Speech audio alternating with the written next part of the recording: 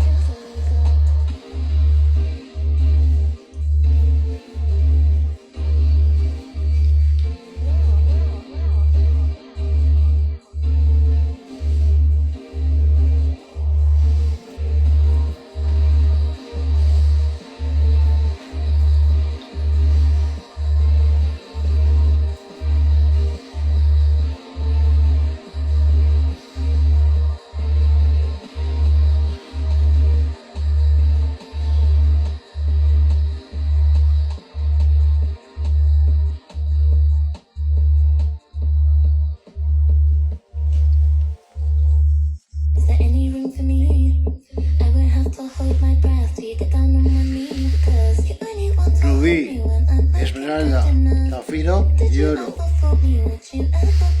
¿Resultó o no?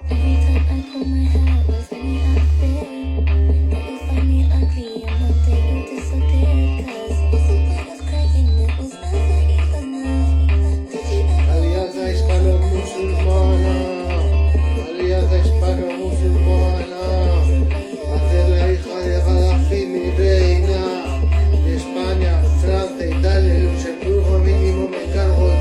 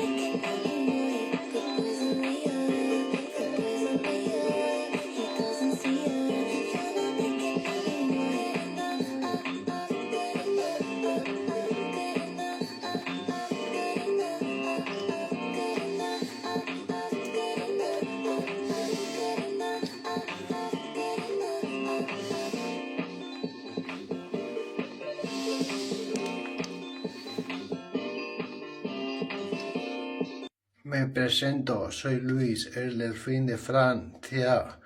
Tengo la corona de los Austria y la Borbona. Felipe VI, bájate el pantalón que te espera algo duro, de cianuro, desde mañicos por ser testarudos. Si ya podía dar un golpe de estado, sin más, imagínate con el apoyo de los musulmanes.